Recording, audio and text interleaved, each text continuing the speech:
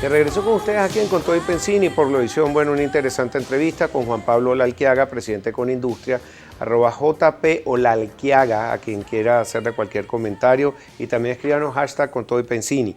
Bueno, dejamos un tema que tú planteaste muy importante, que tú dices que grandes empresarios, inversionistas, están apostando a algún cambio de política económica o la política venezolana.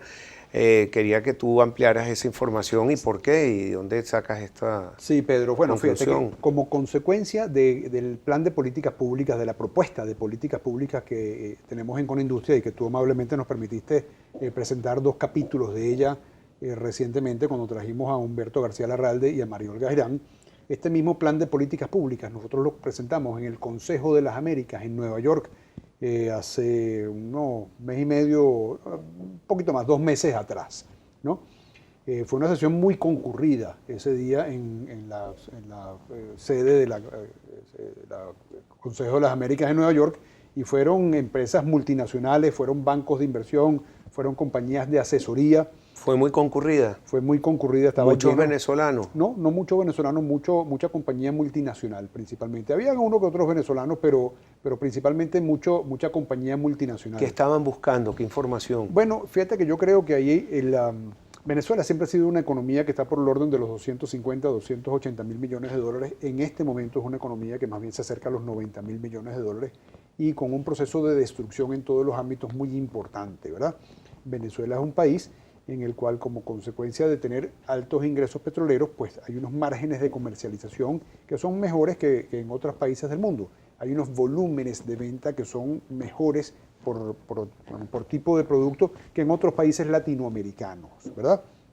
Entonces eso hace que los negocios en Venezuela sean negocios muy atractivos, ¿no?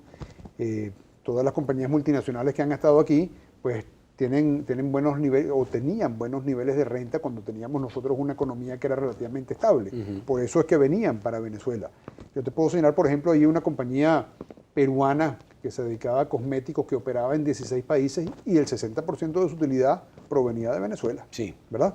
Entonces, esa característica propia del consumo venezolano, aunado a este proceso de reconstrucción por el cual Venezuela va a tener que pasar en todos sus aspectos, pero muy especialmente en todo lo que es industria de transformación en petróleo y en infraestructura, hace de que Venezuela, pues, ese proceso de reconstrucción genere enormes oportunidades para mucha gente. Y esa es la curiosidad entonces, ver esa presentación de ustedes, cómo está la industria venezolana y a ver si hay confianza en el país para invertir. Bueno, posterior a una transición política. Okay. Posterior a una transición política. Yo creo que ahí lo que hay es interés en entender en qué nivel está Venezuela en este momento, en qué nivel de deterioro está Venezuela en este momento, como para saber en qué momento es oportuno ingresar. Pero los inversionistas siempre hacen una apuesta a si va a haber esa transición o no. Pues, ¿qué pudiste recoger de la gente o de los informes o todo lo que te llega a tus manos? Yo creo que desde el punto de vista de anticipar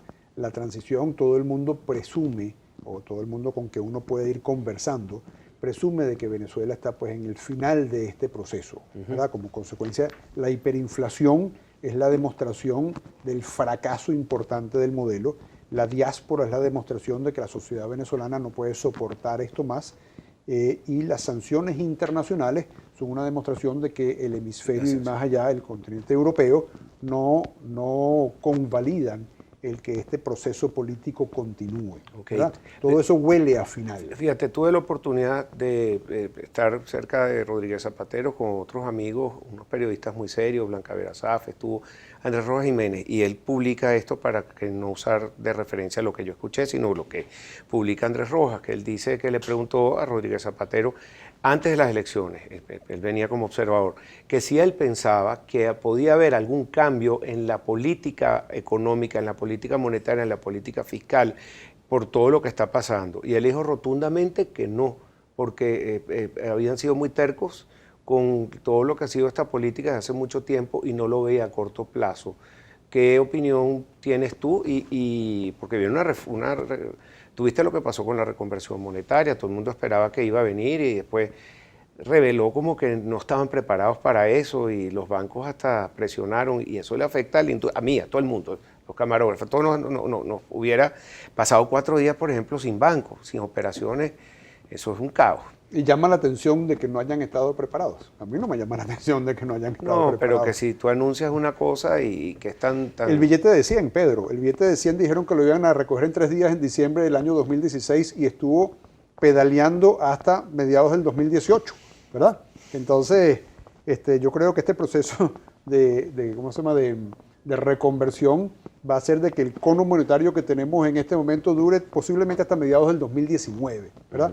Pero además con un proceso de reconversión en el cual tal vez no es bueno quitarle 3 ceros, sino quitarle 6 ceros de una vez. De una vez, ¿verdad? ponerle un sello. Porque el proceso de hiperinflación que tenemos no se detiene como consecuencia del proceso de reconversión. Pero me decías que es impresionante la aceleración que tiene esa hiperinflación, que tú ves productos que valen en 40 millones, 100 millones, y también me contabas, por ejemplo, de este señor que se está retirando después de 20 años de vivir en Venezuela, que se te queda Ecuador, y su liquidación, el equivalente $16. 16 dólares. Efectivamente.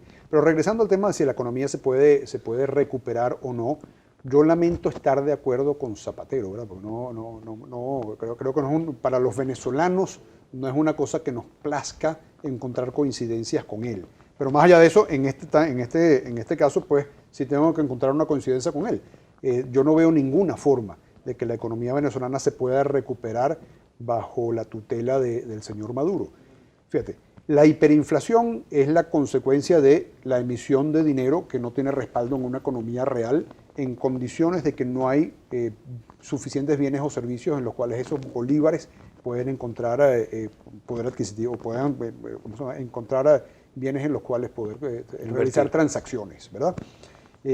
Para poder disminuir los niveles de inflación que tiene Venezuela, que son como consecuencia de que el gobierno gasta mucho más de lo que le va ingresando, lo que el gobierno tendría que hacer es hacer un achicamiento de sí mismo importante. Tendría que salir de una cantidad de gente que va pasando para otros sectores, tendría que salir de una cantidad importante de empresas en las cuales, las cuales han pasado del sector privado al sector del Estado y que son enormemente improductivas.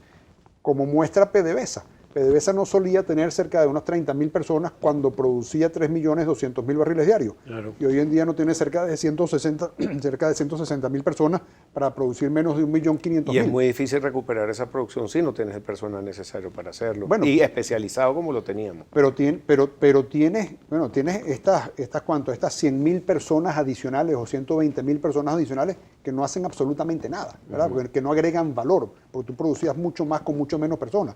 Lo mismo sucede con Sidor. Sidor tenía 4.000 empleados cuando producía 5 millones de toneladas de acero líquido y hoy en día tiene 16.000 empleados y lo que produce es el 5% de eso. Entonces tú tienes que pasar empresas del sector público donde son enormemente improductivas para el sector privado.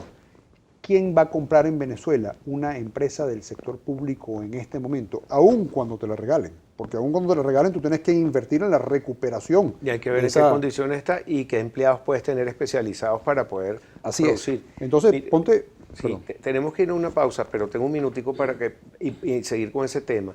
Porque también otra de las cosas que decía Rodríguez Zapatero y que lo publica Andrés Rojas Jiménez, decía que él estaba muy apegado, el presidente, con un asesor español y que sigue aquí, que es Serrano Mansilla, y que le daba todos esos lineamientos de los que hemos seguido y no ha cambiado nada. ¿Tienes información de esto? Bueno, de eso no tengo información, pero me imagino que este señor Serrano Mansilla debe ser el principal enemigo de Maduro, porque lo ha llevado a cometer los desmanes más importantes. Mira, vamos a ir a una pausa. Al regreso entonces seguimos hablando sobre cómo recuperar la economía, la hiperinflación, cómo la matamos, dolarizamos. Ya regresamos. Tenemos a Juan Pablo Olalquiaga, presidente con Industria, aquí en Con Todo y Pensilio.